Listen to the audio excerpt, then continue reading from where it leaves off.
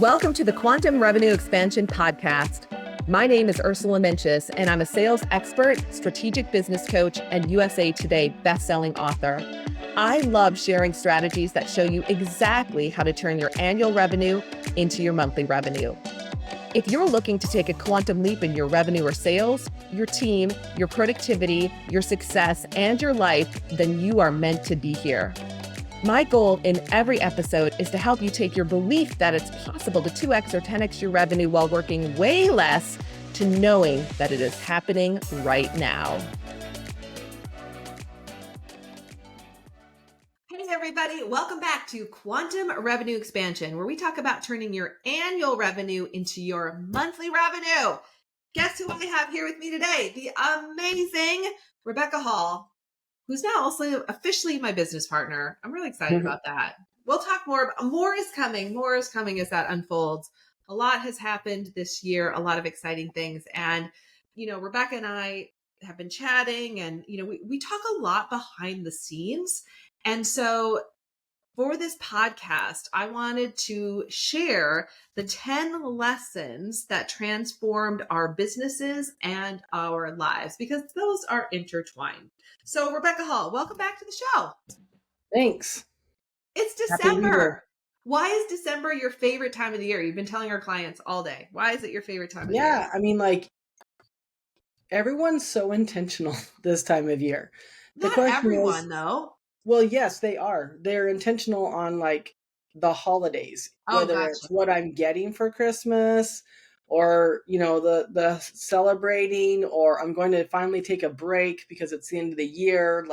There's so much energy around this time of year. And, it's no judgment, consumerism versus not, or breaks or whatever. But unless you have a seasonal business, some entrepreneurs kind of and I don't want them to. I want them to capitalize on that intention for, like we said today, not just their business, but for their life. And those things are intertwined. So how can it look different than the rest of the year when you're working your business? You said some business owners do, and then you did something with your hand. And if someone's listening on the treadmill, they might not know what you meant. So can you expand on that a little bit?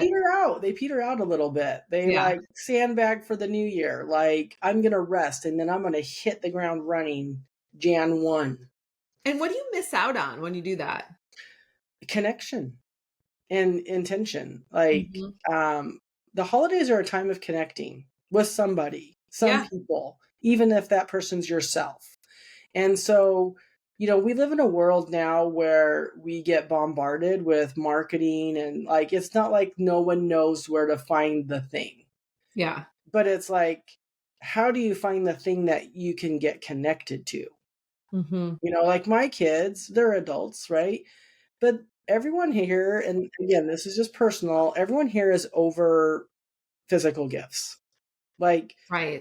My kids want experiences. They want experiences for their kids. That's what they ask for.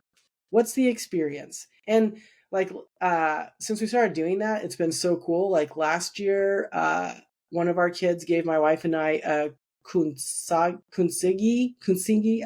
I'm butchering it. I'm sorry. But it's a Japanese practice where they take broken pottery or whatever and they fix it, and it's a meditative practice. Wow. Which the first time you do, it's very frustrating, of course, but kunsigi, and now I'm gonna have to be corrected on that. That's okay, put it in the comments. It's fine to be corrected. But I never would have done something like that, and it was fun and it was mindful, and I love other cultures and practices. So I just think about all the things. We also got a hot air balloon ride, just rando things that really create a space for my wife and I to connect and also do something out of the ordinary. So, it's become a thing now. Yeah, I love it. So missing, having this time of year be about connection and intention, I think it can look different. And I encourage our clients to, that's what we do, is how can this look different? How can you leapfrog into 2025 instead of start from a cold start and then first quarter is kind of wonky because you didn't enter it with the momentum that you would enter a second, third, or fourth quarter where you're like very focused and very clear and have the momentum. Right. So true. And, we're airing this on December 10th. So there's still lots of time. A lot of people are like, there's not enough time. Like, think about what you could get done in an hour, right? Like, I know sometimes when Trish and I sit down, we can plan out a whole launch campaign for something in an hour. So there's plenty of time.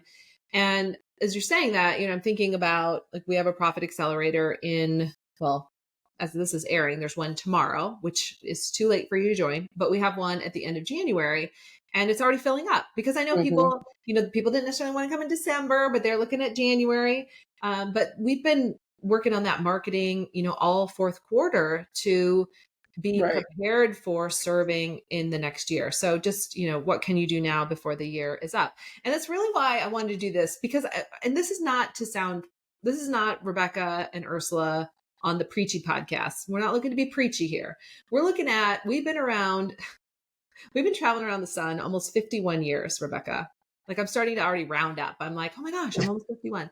And Luca reminds me on the regular. So, this is like, what we're sharing today is what we wish we would have known. Like, if we could go back, these are some things that have been cool to know. And yet we also know that going through these lessons and having these experiences also, forced us in different directions or pushed us or opened up other doors or allowed other things to happen that wouldn't have happened if we hadn't had to learn these sometimes very painful lessons. Yeah. So again, this isn't the preachy podcast. This is just us sharing, and hopefully you get something that can help you make a different decision or open up the way you've been thinking about something or make a shift. So Rebekah, I'm going to toss it to you first. We're each going to share 5 lessons. That's how we get to 10. So what's the first one? What's your first lesson? Yeah, before I share my first one, I just want to add on to when I look at what I have, I want to add it's not only what I would have known, but what I wish I was brave enough to take action on.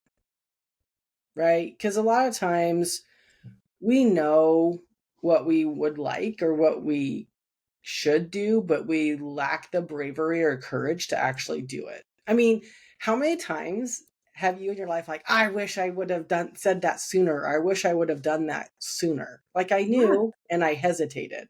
So there's a learning there, but there's also an opportunity to put something out there, like the bravery or the courage, and really get rewarded for that. It's pretty cool. So I want to add that to this.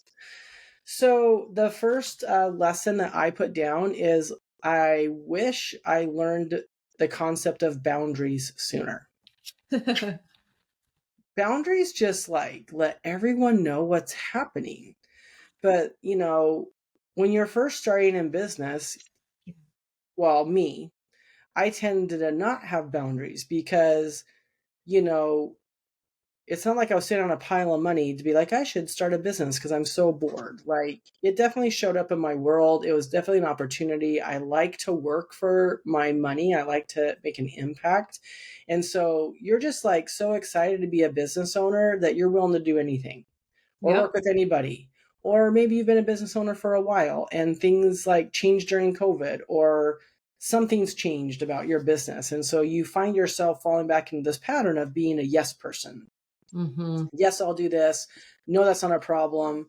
I've talked many times on the podcast before about some of my earlier clients and how I purposely didn't even talk about my personal life or my family because I wanted them to think that all I do is think about their business. And not having boundaries just had some really weird clients, some really weird projects. It caused issues where I was suppressing. It's just, now that I'm older, I'm like, that's just so unhealthy. But man, I would love to teach kids about boundaries, which is not about being demanding and being like, it's my way or the highway, but just really just being open about the environment you're going to work best in. Yeah. And making those decisions before the situation comes up and it's awkward. Why do you think you didn't set boundaries? What was going on internally? Well, I think part of it's imposter syndrome, right? When you're trying to make more money than you've ever made before, there's a feeling of, well, I got to be able to do anything. I got to sacrifice as a business owner. I haven't proven myself yet, or when I get to this point, then I'm going to do X, right? If this, then that. And I think part of it, which, will probably come up in some of my other lessons, is when you don't have a plan and you just like leave everything open because you're trying to be flexible, like sometimes that can cause more problems than not. And that I just learned that the hard way. Yeah. I thought like I'll just figure it out when I get there, or it'll all work out, or like, of course we use the same meaning on the same words or the same things. Like, oh my gosh, like what I think is hard work versus what somebody else is different, and neither one of us are right. It's just what we perceive it. And so not just like declaring those boundaries up front, you just open yourself up to a lot of energy leaks.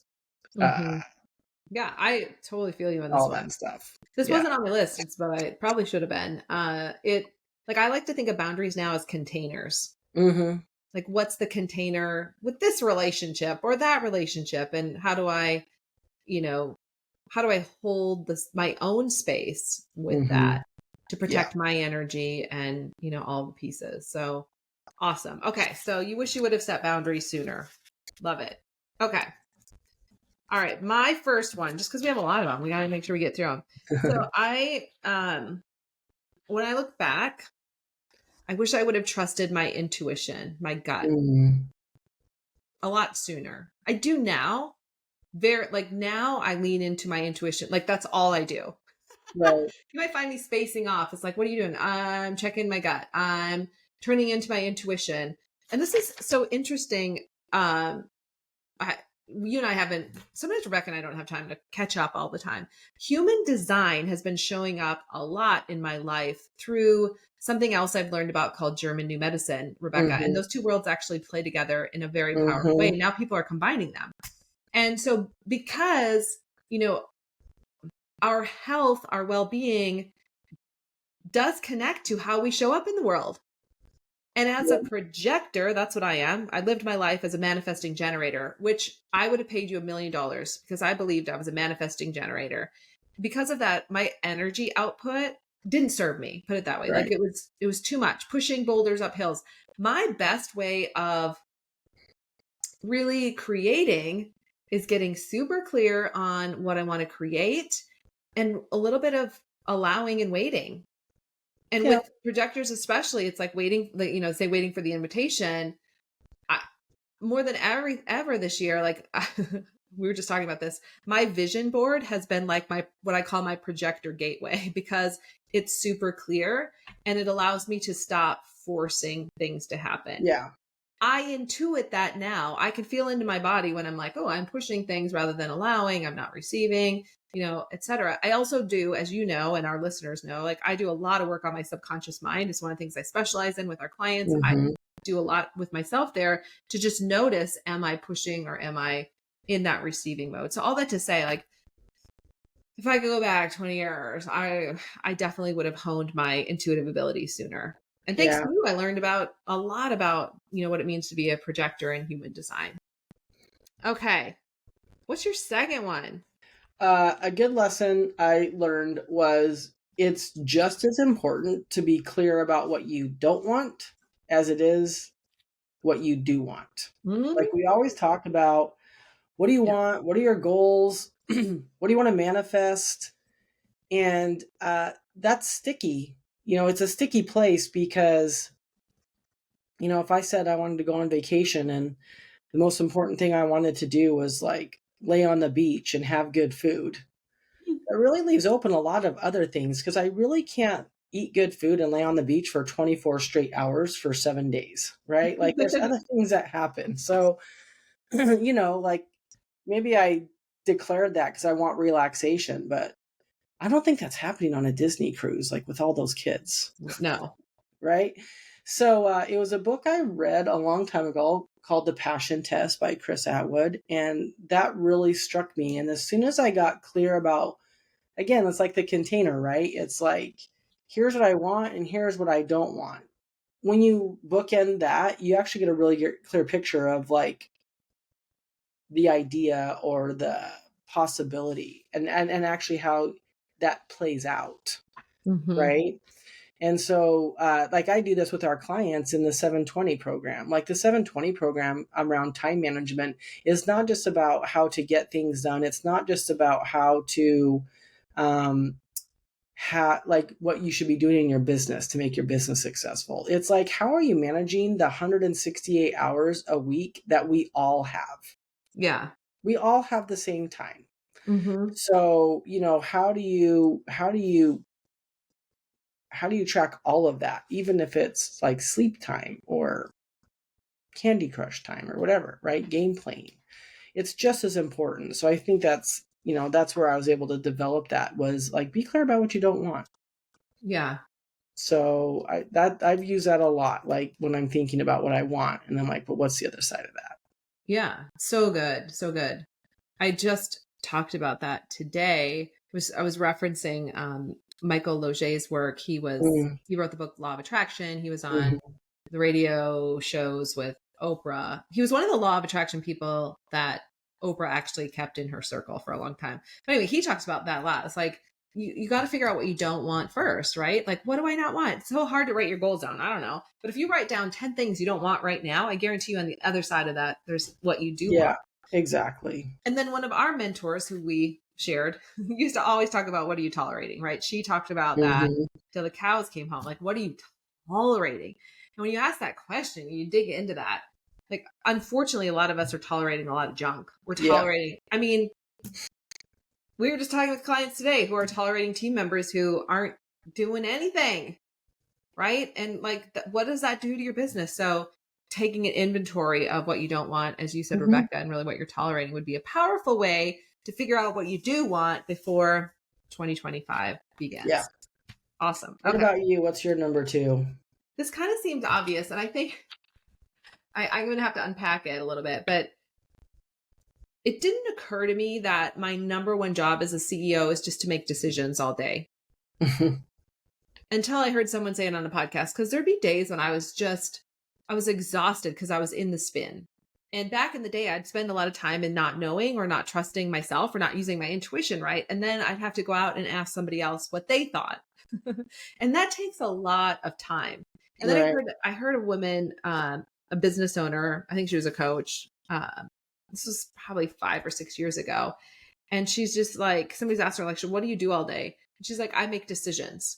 And then she just said, like, she said it in such an elegant way, like, I make decisions every single day so that I can move my company forward. And then another one of my coaches, Elizabeth, that always talked about the needle mover. So it's not just making the decisions, but it's making the decisions on the needle movers, the things that matter. They're going to move your business forward. And while that seems obvious, I find that a lot of business owners spend a lot of time not making decisions and getting stuck in, what's the word, like indecision hell. Yeah, because they want to make the right decision, which you'll never know if it's the right decision until after you've made it and actually gone into action. So, yeah, that's a tough one. The thing that's helped me the most was just to make peace with that. Like, once I had that awareness, I was like, yeah, that is really what, because I would have decision fatigue at the end of the day. I realized that the faster I could make decisions was the faster that I could course correct and keep moving the company forward. And now it's like, now I just check in and I know I check in and I know I check in. I'm like, and I don't wait to get outside input unless it's something I'm really not sure of. And it would, like, there might be a tax. We were talking about this today with our clients. There might be a tax decision that I'm not sure, what I should do about that. But then I would seek outside. Well, here's a question. Yeah. Based on like your practice of this, do you have any idea like how many decisions we make that are actually just inconsequential each day? Like, that we think like, I got to slow down because this is such an important decision when really it's not. Like, how much energy we waste on it. Like, I think a common one is like clothes. Oh, right? Yes. Like, I've just really reduced my wardrobe quite a bit. Well, I mean, I probably look like I wear the same thing all the time, but I really don't care. But that's a thing, right? Like Steve Jobs and I think Mark Zuckerberg have been written about because they literally wore the same thing every day because it was one less decision that they had to make. Or it's like, even so, like, is what you wear, is that going to move your company that day? Right? So, like, what are those decisions that we think are just so weighted so that we can be busy and important and we think impactful, but they're not really impactful at all, right? Like, you're just putting way too much thought on that particular decision. I mean, I would say I probably overthink some subject lines. And Mhm. I used to really overthink a subject line, but now there's so much great AI that it can rate it really quickly. And now I just have Trisha pre-rate all them and I can pick which one I like the There best. you go. So I have Right. to preempt, like with team, you can preempt a lot of decision making. Mhm. And also in working with generators working with projectors can I'm using a lot of human design terminology. I apologize, but that helps me think. Rebekah's a generator, Trisha's a generator. And a lot of times you guys you'll just present ideas to me because it's just faster. Because if I get too stuck in Yeah. it, like if I think through it too much, then I'm stuck. Right.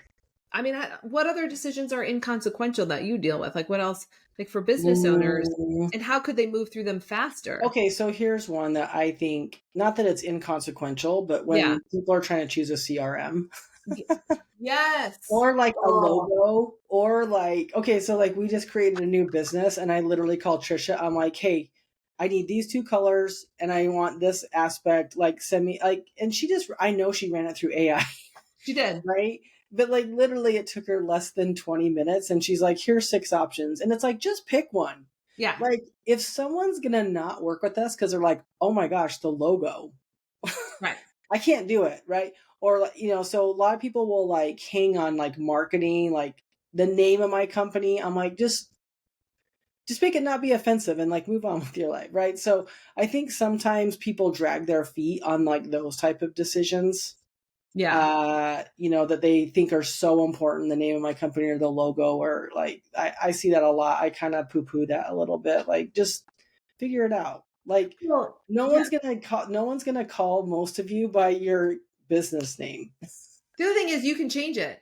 I've changed Yeah, my company name. exactly. I still have my corporation that has remained unchanged, but Right. like my DBA has changed as the company's evolved. Mhm. Any decision you make for the most part is changeable, Correct. especially in business. Yeah.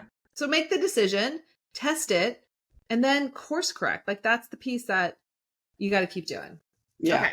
We have time for one more. I'll And just then, share my third, and then do you want to yes. share your third on the next episode? Yeah. Okay.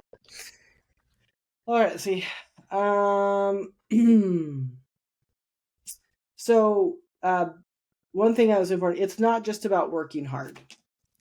I Mm. mean, like, we grew up in the same thing where it was like, how hard are you working? How many hours are you putting in? What kind of warrior are you? Like, so we were talking about, what we were talking about, I think with one of my kids today, about sick time. Okay. And I'm like, I've never taken sick time in my life. Like, you just don't do that. I You know. just like, I don't think I have either. you just work through it, It's right? Like, really I'm work trying to think through it. about, honestly, I think when I had COVID the first time, in 20, actually, so I wasn't officially diagnosed, and I don't want to have, please don't put in the comments what you think about it. This is just an example. Whether I had it or not, in December of 2019, that was in my life the first time I canceled calls. Oh, wow. Yeah. Like, I'm so sick that I'm on the couch dying.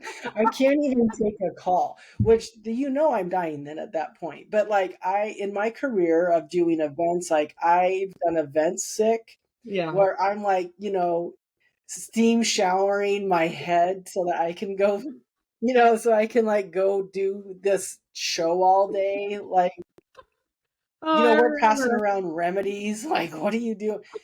Like, it doesn't even, and like kids today, or like younger people today, are like, I mean, in California, like, you have to accrue sick time. It's the law, Yeah. so there's just funny things like that where it's like, and then you think I think the other funny thing about time, or like working hard, is like, you think, well, if I just work this hard for this long, then I'll be free. And Yeah. I just think that's such a farce. So I'm overworking hard. I want to work effectively. and I want to have life balance, like the person that works the hardest doesn't make the most money. Like I had a really big epiphany of that in 2012 with a contract I had. And I literally said, I need to go figure this out. Like we know people that work not even a quarter of what we work and make twice as much money. And I need to figure out what that is. So big lesson, working hard doesn't make me more valuable. It doesn't make me more money. Yeah. It's not just about the hours that you sit in a chair that you put into your business. I mean, literally this day and age, we could say, if you went to work with a cold, people would get like, they would right. They're like, go home. Get out of here. Do not breathe on me. Do not breathe. I can remember, like, this is when I had my coaching business, but this was a while ago. I would not do this today. Let me be clear about that. Probably 10 years ago. But I had a stomach ache so bad. I was on my bed, but there was this client that I just knew she needed the call, and I did the call, and I got through it. And I think, I was probably, the client seemed very happy at the end of it. Like she still got the thing and I held the space, but I would never do that again. I would never do that again. And I've definitely done calls and hit the mute button and like coughed, blew my nose. I'm like so sick. I don't remember when you had COVID though. I think you did Zoom calls from your bed. If I can remember, I think you were first time. Yeah, it was pretty bad. But there's definitely been times where, here's a funny story, and then we can end. So one time I had to have surgery, and so like I took, whatever I took that day off, but I like totally did not anticipate like the recovery. I think it's even like same day. I was like, I'm just going in. So of course they're giving me like painkillers. Yeah. And then I literally remember doing a call like on the painkillers and being like, I have no business giving any type of advice in this state. Because I was like trying to limit my time off or still be working. And I'm like, why?